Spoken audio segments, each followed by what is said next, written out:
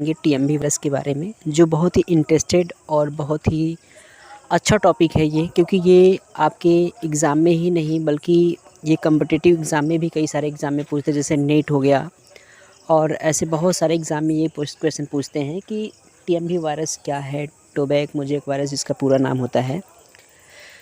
तो आज हम टीएमवी वायरस के बारे में क्या करेंगे, डिस्कशन करेंगे। तो वीडियो को बिल्कुल स्किप ना कीजिएगा, वीडियो को पूरा देखिए और वीडियो अगर आपको अच्छा लग रहा है तो प्लीज़ लाइक करें और चैनल को क्या कर ले, सब्सक्राइब कर ले और वीडियो को अधिक से अधिक शेयर करें ताकि जो लोग नहीं पढ़ पा रहे हैं उनके पास भी वीडियो चला जाए और वो लोग भी क्या करें, वीडियो को देख करके अपने स्टडी को कंटिन्यू कर ले।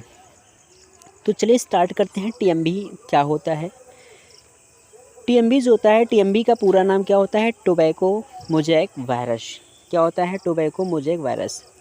अगर हम इसकी खोज की बात करें तो टीएमवी जो वायरस है इसकी खोज सर्वप्रथम इवानोस्की नामक वैज्ञानिक ने क्या किया था। सबसे पहले टीएमवी वायरस को किसने खोजा था, तो इवानोस्की नामक वैज्ञानिक ने क्या किया था, तो इवानोस्की नामक वैज्ञानिक ने टीएमवी की खोज की थी। ठीक, अब हम सेकेंड पॉइंट में समझेंगे। सर्वप्रथम क्रिस्टल के रूप में स्टैनले ने इसे क्या किया था, प्राप्त किया था। क्रिस्टल के रूप में किसने प्राप्त किया था, तो स्टैनले नामक वैज्ञानिक ने क्या किया था, तो स्टैनले नामक वैज्ञानिक ने इसे क्या किया था, क्रिस्टल के रूप में तैयार किया था। इस दो लाइन यानी इस छोटे से दो लाइनिंग में आपके दो प्रश्न बनेंगे। पहला प्रश्न यह बनेगा कि टीएमवी वायरस की खोज किसने किया, तो टीएमवी वायरस की खोज करने वाले जो वैज्ञानिक हैं उनका नाम क्या है, इवानोस्की हो जाएगा। और दूसरा प्रश्न क्या हो जाएगा कि टीएमवी को सर्वप्रथम किसने क्रिस्टलीकरण करके रखा था, तो स्टैनले ने किया था इसे। ठीक है, अब हम देख लेते हैं इसकी संरचना के बारे में कि टीएमवी की संरचना होता कैसा है। टीएमवी की जो संरचना होता है वह छड़नुमा होता है।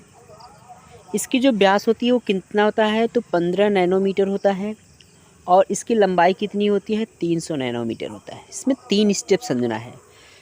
टीएमवी का जो आकार होता है वो कैसा होता है, वो छड़नुमा यानी वो छड़ की तरह होता है। और इसका जो व्यास होता है, व्यास कितना होता है, तो व्यास होता है इसका 15 नैनोमीटर होता है। और इसकी पूरी लंबाई कितनी होती है, तो इसकी पूरी जो लंबाई होती है वो कितना हो जाएगा, 300 nm हो जाएगा। अगर हम बात करें टीएमवी वायरस के सेक्शन को अगर देखें, टीएमवी वायरस को अगर हम काट करके देखें, उसका अनुप्रस्थ काट कर देखें, तो टीएमवी को काटने पर ये देखा जाता है कि टीएमवी वायरस होता है ये दो भागों में क्या होता है, बटा होता है। कितनी भागों में बटा होता है, दो भागों में क्या होता है, बटा होता है। तो चलिए हम देख लेते हैं कि टीएमवी वायरस के दो कौन कौन से भाग होते हैं।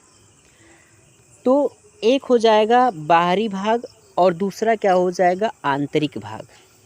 मतलब एक बाहरी भाग हो जाएगा और दूसरा क्या हो जाएगा, आंतरिक भाग। तो पहली बात हम देख ले बाहरी भाग में, तो बाहरी भाग जो होता है यह सुरक्षात्मक क्या होता है, आवरण होता है। ठीक है, यानी जो बाहरी वाला भाग होता है वह एक सुरक्षात्मक क्या होता है, आवरण होता है। और इस सुरक्षात्मक आवरण को क्या कहते हैं, कैप्सिड कहते हैं। क्या कह देंगे, कैप्सिड कह देंगे। ठीक है, और ये जो कैप्सिड होते हैं ये 2130 प्रोटीन की उप इकाइयों से मिलकर के क्या होता है, बना होता है। ठीक है, आप इस प्रकार से लिख सकते हैं या फिर आप हेडिंग बना करके भी लिख सकते हैं। अगर आप हेडिंग बनाएंगे तो इसमें लिखेंगे कि टीएमवी के दो भाग होते हैं, पहला बाहरी भाग होता है और दूसरा क्या होता है, आंतरिक भाग होता है। ठीक, फिर हेडिंग क्या बनाएंगे, बाहरी भाग। बाहरी भाग में लिखेंगे कि टीएमवी के बाहरी भाग जो होता है यह एक सुरक्षात्मक आवरण से क्या होता है, घिरा होता है। किससे घिरा होता है, तो यह एक सुरक्षात्मक आवरण से क्या होता है, घिरा होता है। और इस सुरक्षात्मक आवरण को क्या कहा जाता है, कैप्सिड कहते हैं। और ये जो कैप्सिड होते हैं यह 2130 प्रोटीन उप इकाइयों से मिलकर के क्या होता है, बना होता है। और इतनी उप इकाई से जब मिलकर के बना होता है तो इन्हें क्या कहते हैं, इन्हें कैप्सोमर कहते हैं। क्या कह देंगे, कैप्सोमर। मतलब कि जो प्रोटीन से यानी कि प्रोटीन की उप इकाइयों से मिलकर बने हैं, इन उप इकाइयों को क्या कहेंगे, कैप्सोमर कह देंगे। ठीक, अब हम बात कर लेते हैं इसके दूसरे पार्ट क्या। दूसरा पार्ट क्या हो जाएगा, आंतरिक वाला पार्ट। आंतरिक वाले भाग में अगर देखें तो आंतरिक वाला भाग जो होता है इसमें पाया जाता है आनुवंशिकी पदार्थ। क्या पाया जाता है, आनुवंशिकी पदार्थ यानी जेनेटिक मटेरियल पाया जाता है। इसको इंग्लिश में जेनेटिक मटेरियल पाते हैं। और ये जो आनुवंशिकी पदार्थ होता है यह एक सूत्री आरएनए होता है। क्या होता है? एक सूत्री मतलब आप जानते हैं सिंगल स्ट्रैंडेड आरएनए। तो एक सूत्री क्या होता है? इसमें एक सूत्री आरएनए पाया जाता है। इसके बाद इसमें हम और देखें, एक सूत्री जो आरएनए होता है इसमें ये पूरे छड़ की लंबाई तक क्या होते हैं? तो पूरे छड़ की लंबाई तक क्या होता है? फैला होता है। तो क्या होते हैं ये पूरे छड़ की लंबाई तक क्या होता है? फैला होता है। ठीक है, तो आपको समझ में आ गया होगा कि जो टीएमबी वायरस होता है, टीएमबी वायरस का जब हम लोग काट कर अनुलंब काट कर देखते हैं तो जो टीएमबी वायरस होता है, टीएमबी वायरस के दो भाग होते हैं। पहला जो होता है बाहरी भाग होता है, दूसरा क्या होता है? आंतरिक भाग होता है। अब बाहरी भाग में क्या लिखेंगे कि बाहरी भाग में जो होता है यह एक सुरक्षात्मक आवरण से क्या होता है? घिरा होता है। और इस सुरक्षात्मक आवरण को क्या कहते हैं? तो इस सुरक्षात्मक आवरण को कैप्सिड कहते हैं। अब आपसे पूछा जाए एक नंबर में कैप्सिड किसे कहते हैं, तो क्या बताओगे? टीएमबी के चारों ओर पाए जाने वाले सुरक्षात्मक आवरण को क्या कहते हैं? तो सुरक्षात्मक आवरण को कैप्सिड कहते हैं। और यह कैप्सिड कितने उप इकाई प्रोटीन से मिलकर के बने होते हैं? तो 2130 उप इकाइयों से मिलकर के क्या होता है? बना होता है। और इन उप इकाइयों को क्या कहते हैं? तो इन उप इकाइयों को कैप्सोमर कहते हैं। इसी प्रकार से इसका दूसरी भाग बात कर लें तो इसके दूसरी वाला भाग जो था वो उसको आंतरिक भाग कहते हैं। और आंतरिक भाग में क्या पाया जाता है? तो आंतरिक भाग में पाया जाता है आनुवंशिकी पदार्थ। ठीक है, जो कैसे होते हैं? जो एक सूत्री क्या होते हैं? इसमें एक सूत्री आरएनए पाए जाते हैं, मतलब सिंगल स्ट्रैंडेड आरएनए पाए जाते हैं। और ये पूरे छड़ की लंबाई तक क्या रहता है? फैला रहता है। ठीक है, तो ये बात थी टीएमबी वायरस के भाग की। अब हम बात कर लेंगे टीएमबी वायरस जो है, टीएमबी के संगठन यानी कंपोजिशन ऑफ टीएमबी का संगठन क्या है? तो विषाणु जो होता है यानी जो वायरस होता है ये 95% भाग प्रोटीन से बना होता है। बाकी शेष 5% भाग जो होता है वो आरएनए होता है। मतलब टीएमबी वायरस में 95% ऐसा होता है जो प्रोटीन से बना होता है। और इसमें जो 5% पार्ट होता है वो क्या होता है? वो आरएनए होता है। ठीक है, समझ में आ गया इसका कंपोजिशन।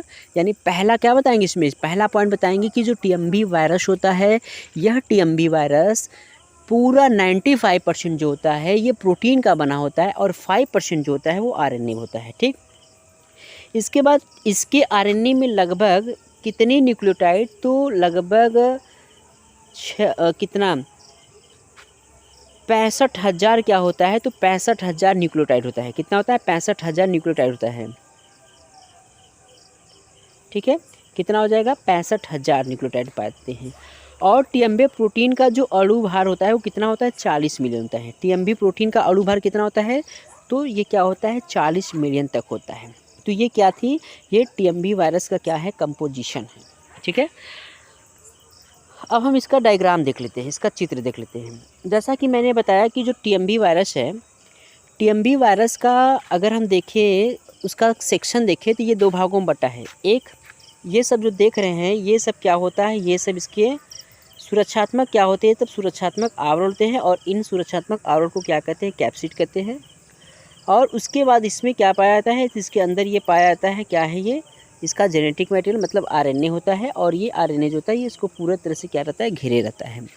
इसके दो भाग है, एक आपको दिख रहा है आरएनए दिख रहा है, दूसरा क्या दिख रहा है? कैप्सिड दिख रहा है। और इन कैप्सिड जो होते हैं, कैप्सिड में पाया जाता है क्या चीज़? तो प्रोटीन के उप इकाई होते हैं जिन्हें क्या कह देंगे? कैप्सोमर। ये सब जो पूरा दिख रहा है ना सब कैप्सोमर होते हैं। ठीक है, तो आज की क्लासेस में हम लोगों ने क्या किया? टीएमबी वायरस को क्या कर लिया? कंप्लीट कर लिया है। अब हम लोग अगले दिन की क्लासेस में पढ़ेंगे बैक्टीरियोफेज। और बैक्टीरियोफेज पढ़ने के बाद ये हम एक टॉपिक और पढ़ेंगे लाइकेन। उसके बाद ये हमारा चैप्टर क्या हो जाएगा? समाप्त हो जाएगा। मतलब कल मैं लाइकेन और ये जो आपका बैक्टीरियोफेज वायरस है तो बैक्टीरियोफेज और लाइकेन ये दोनों टॉपिक कर देंगे। संडे को हो सकता है कि मैं संडे को टेस्ट लूँ, जैसा भी होगा मैं कल की क्लासेस में आपको बता दूंगा कि संडे को टेस्ट है कि नहीं है। और आप लोग अपने पिछले वाले क्लासेस को रिवीजन करते रहिए, नोट्स बनाते रहिए, अच्छे से अच्छे उसको तैयार कर लीजिए। और आपका टेस्ट बहुत जल्द होने वाला है और आप लोग तैयार रहिएगा। ठीक है।